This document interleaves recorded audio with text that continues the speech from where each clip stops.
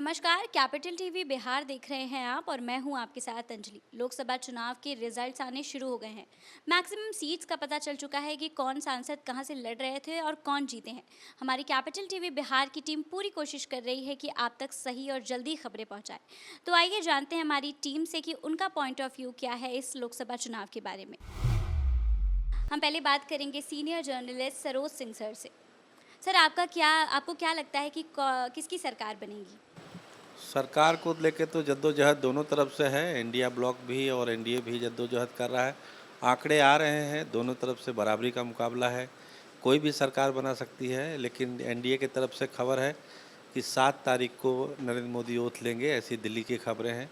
लेकिन India block की तरफ से भी कोशिश है, शरद पवार को लगाया गया है, नीतीश कुमार को तोड़ने की कोशिश है, चंद्रबाबू नायडू को तोड़ने की कोशिश है, ममता बनर्जी को मनाने की कोशिश है। प्रयास हो रहा है दोनों तरफ से। देखिए अगले 48 घंटे में पता चल जाएगा कि सरकार देश में बनेगी किसकी। वैसे कल एनडीए की भी बैठक है दिल्ली में। कौन कौन लोग जाते हैं, नीतीश कुमार जाते हैं कि नहीं जाते हैं, चंद्रबाबू नायडू जाते हैं कि नहीं जाते हैं। तो कल दिल्ली पर भी नज़र रहेगी लोगों की कि क्या होगा कल दिल्ली में। अगर एनडीए की बैठक में नीतीश कुमार और चंद्रबाबू नायडू जाते हैं तो इसका मतलब है सरकार तो फिर मोदी की ही बनेगी। सर, ऐसा देखा गया है कि 1 तारीख के चुनाव के बाद और एग्जिट पोल्स के रिजल्ट्स के बाद नीतीश कुमार जल्दीबाजी में दिल्ली निकल गए। तो इस बारे में आपका क्या कहना है? नहीं, जल्दबाजी में नहीं गए हैं। नीतीश कुमार कोई काम जल्दबाजी में नहीं करते हैं। बहुत सोच समझ के अपने राजनीतिक पत्ते फेंकते हैं, चलते हैं, राजनीतिक चाल चलते हैं। प्रधानमंत्री से जो उनकी मुलाकात हुई है वो सब इसी सब परिस्थितियों के लिए हुई थी कि चुनाव नतीजे जब आएंगे तब करना क्या है, जनता दल यूनाइटेड के किन किन लोगों को मंत्री बनाना है, बिहार में सरकार का क्या स्वरूप होना चाहिए, बिहार में सरकार कैसे चलेगी, दिल्ली में कैसे चलेगी। इस पर प्रधानमंत्री से उनकी मुलाकात हुई है। आज भी जो खबर है, आज भी प्रधानमंत्री उनसे बात कर सकते हैं टेलीफोन पर, शाम में या रात में। और कल तो एनडीए की बैठक है ही दिल्ली में। और जैसे कि सर आप जमुई से हैं, तो जमुई से बताइए कि जमुई के लोगों ने वोट किया है, वो किस बेसिस पे वोट किया है? जमुई का सवाल नहीं है, सवाल पूरे बिहार के 40 लोकसभा सीटों का है।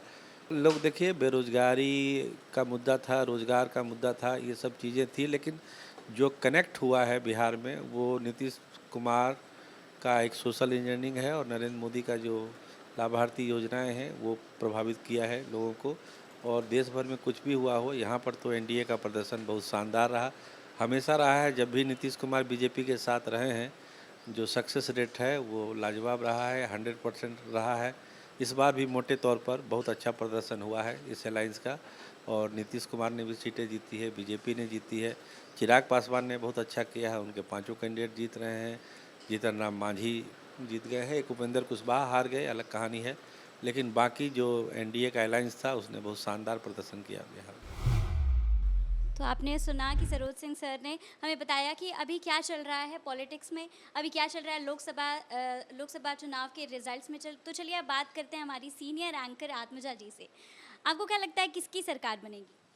देखिए, सरकार जिसकी भी बनेगी यह तो बाद में पता चलेगा, क्योंकि अभी तो काउंटिंग जारी है। लेकिन एक बात तो साफ है कि जिस अपोजिशन को लोग कमज़ोर बता रहे थे, अपोजिशन का परफॉर्मेंस काफ़ी बेटर रहा है और लोगों ने जिस तरह से वोट किया है पूरे देश में, एक और मैसेज जाता है कि चाहे आप राम मंदिर का बात कर लो या धर्म जाति का कितना भी बात कर लो, लेकिन लोगों को अल्टीमेटली डेवलपमेंट चाहिए। जब आप अयोध्या की सीट हार जाते हो, राम मंदिर फैजाबाद का सीट हार जाते हो, तो एक मैसेज आता है कि आप लोगों को भटका नहीं सकते। और अभी के टाइम में लोग उतने अवेयर हैं कि उन्हें किसे वोट करना है, किस मुद्दे पे वोट करना है, वो उन्हें अच्छे से पता है। तो अब अपोजिशन कमज़ोर नहीं है, ये बीजेपी को भी समझ लेना चाहिए और जो अपोजिशन को कमज़ोर बोलते हैं उन्हें भी समझ लेना चाहिए। चिराग पासवान से इतना एक्सपेक्टेशन नहीं था कि उनको वो पांचों सीट पर इतना अच्छा करके दिखाएंगे। तो इस बारे में क्या कुछ कहना चाहती हैं आप? देखिए, चिराग काफ़ी टाइम से खुद को मजबूत करने की कोशिश कर रहे थे और बिहार में भले को बहुत लोग एक्सेप्ट नहीं कर पाते इस चीज़ को, लेकिन चिराग एक ऐसी पर्सनालिटी है जो कि यूथ के बीच में काफ़ी फेमस है और उनको लोग पसंद करते हैं। एज अ चीफ मिनिस्टर भी बहुत लोग उनको बोलते हैं कि चिराग पासवान ही मुख्यमंत्री बनेंगे, पढ़े लिखे हैं, अच्छे से बात करते हैं। तो कहीं ना कहीं चिराग पासवान ने खुद को स्टैब्लिश किया है बीते सालों में, जिसका परिणाम उनको देखने को मिल रहा है और उसी का रिजल्ट है कि वो पाँचों सीट पर जीत रहे हैं। जी, अच्छा। और लालू की एक बेटी मीशा भारती पाटलिपुत्रा सीट से आगे बढ़ती हुई दिखाई दे रही हैं, जीत की करीब हैं वो। दूसरी उनकी बेटी उन लगता है देख के कि वो हार जाएँगी। आप इस बारे में कुछ क्या कहना चाहती हैं? जैसे कि मीसा भारती एक्सपीरियंस्ड है और पहले उन्होंने चुनाव लड़ा है, और इस बार जिस तरह से मैनेजमेंट किया गया था इलेक्शन को लेकर के वो काफ़ी मजबूत था। तो पता था ही कहीं ना कहीं कि मीसा भारती इलेक्शन जीतेगी। वही रोहिणी के लिए फर्स्ट टाइम था और उनके सामने काफ़ी एक्सपीरियंस्ड लीडर जो थे वो अपोजिशन में लड़ रहे थे। बीजेपी के साइड से जो है राजीव प्रताप रूडी जो है काफ़ी बड़े नेता है, एक्सपीरियंस्ड है, तो उनका जीतना तो तय था। तो रोहिणी के लिए पहला मौका था, तो जाहिर सी बात है कि हारना कोई बड़ी बात नहीं है। और जिस तरह से आरजेडी का परफॉर्मेंस बिहार में रहा है, उसका परफॉर्मेंस पूरे जो अपोजिशन है इंडी अलायंस बिहार में उसको मजबूत करता है। और एनडीए की जो स्थिति खराब हुई है, जो 10 सीटों का नुकसान देखने को मिल रहा है, वो कहीं ना कहीं तेजस्वी यादव की वजह से ही सफल हो पाया है। चलिए बात करते हैं अभिषेक सर से। सर, आपको क्या लगता है किसकी सरकार बननी चाहिए? देखिए, अभी तक जो रुझान आए हैं उससे तो ये लग रहा है कि दोनों ही एनडीए और या इंडिया दोनों ही अपने इस पोजीशन में है कि सरकार बना ले, बशर्ते ये देखना होगा कि नीतीश कुमार और चंद्रबाबू नायडू की जो अहम भूमिका यहाँ पे दिख रही है, उससे ये लग रहा है कि वहीं पे जाके रोल खत्म होगा और तभी जाके ये समझ में आएगा कि किसकी सरकार बन रही है। हालांकि अभी की अगर मैं प्रेजेंट स्थिति की बात करूं तो जिस तरह से बीजेपी को पहले 303 सीट्स थे और अभी जब जिस तरह के रिजल्ट्स आ रहे हैं या जिस तरह का जो रुझान आ रहा है, वो कहीं ना कहीं बीजेपी के लिए जो लोगों का जो डिवोशन था वो घटता हुआ दिख रहा है। और अभी मैं देख रहा था कि रायबरेली से जो राहुल गांधी जो चुनाव लड़ रहे हैं, वहां से उनको 4 लाख के आसपास उनको बढ़त दिख रही है। वहीं अगर प्रधानमंत्री मोदी की बात करें तो वाराणसी जैसी सीट पर वो 1.5 लाख वोटों से जीते हैं। तो ये दिखाता है कि राम मंदिर का मुद्दा जो है वो मुद्दा कहीं भी कनेक्ट नहीं कर पाए भाजपा के लोग और एनडीए के लोग। और ये जो विपक्षी नेता थे वो ये इन चीज़ों को कंसीव करा लिया कि जो संविधान खत्म करने वाली बात थी, इसको लेकर जो पब्लिक के बीच में जो मैसेज गया वो कहीं ना कहीं अब वोटों के इसमें कन्वर्ट होता दिख रहा है। और सर, आपको क्या लगता है बीजेपी का 400 पार का नारा क्या पूरा हो पाएगा? अब कहाँ, अब तो कहीं नहीं लग रहा कि 400 पार का नारा पूरा हो पाएगा, क्योंकि जिस तरह से बीजेपी को अपने ही वोट पे अगर मैं बात करूं, अपने ही जो सीट्स जो उनकी थी, सिर्फ मैं बीजेपी की अगर बात करूं तो वही नहीं निकलते नज़र आ रही है।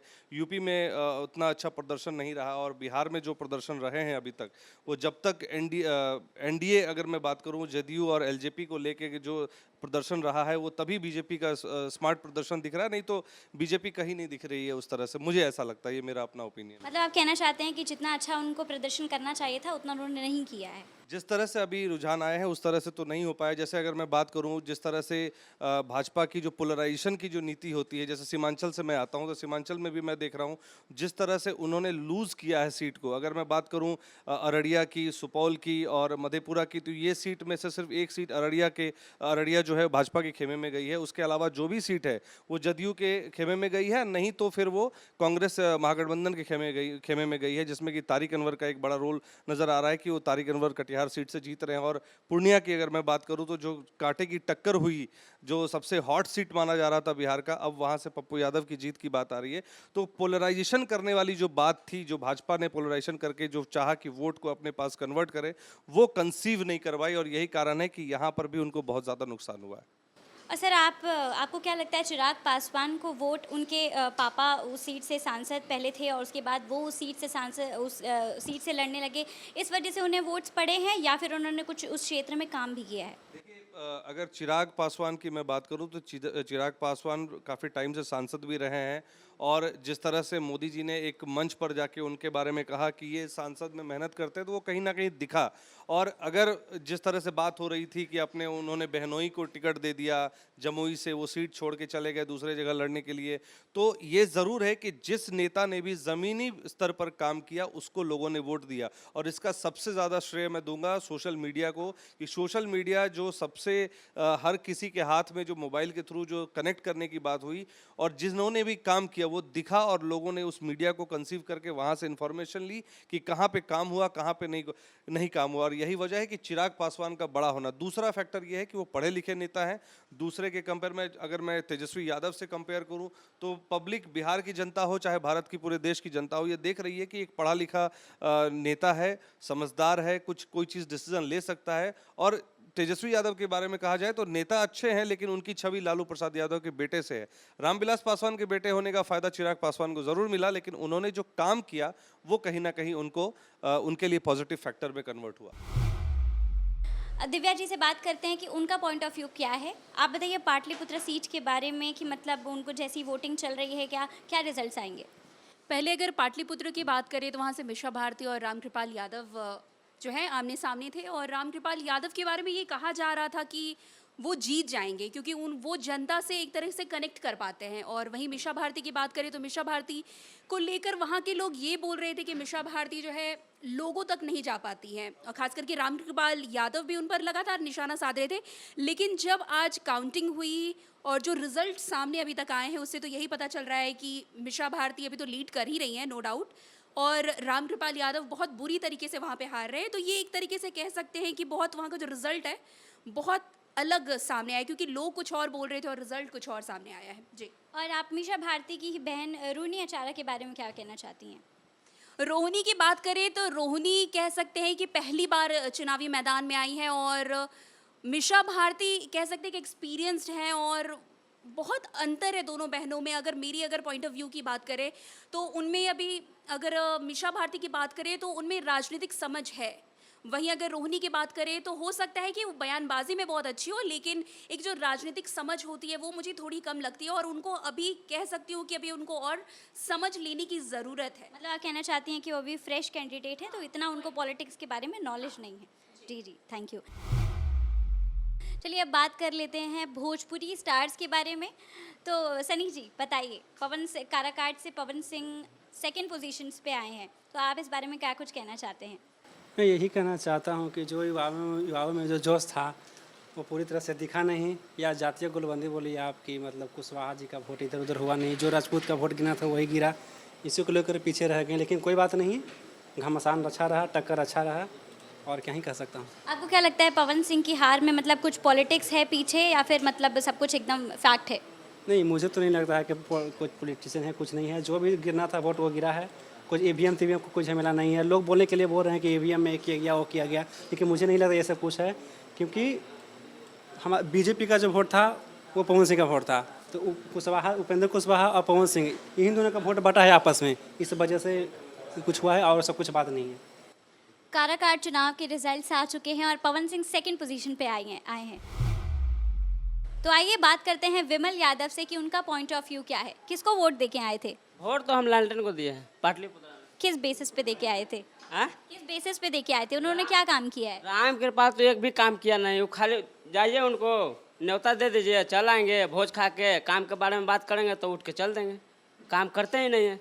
बकरी भी आता है तो चल आते हैं। और जिसको आपने वोट दिया है उन्होंने क्या क्या काम किया है? वोट दिया वो तो अभी तो सांसद बनेंगे।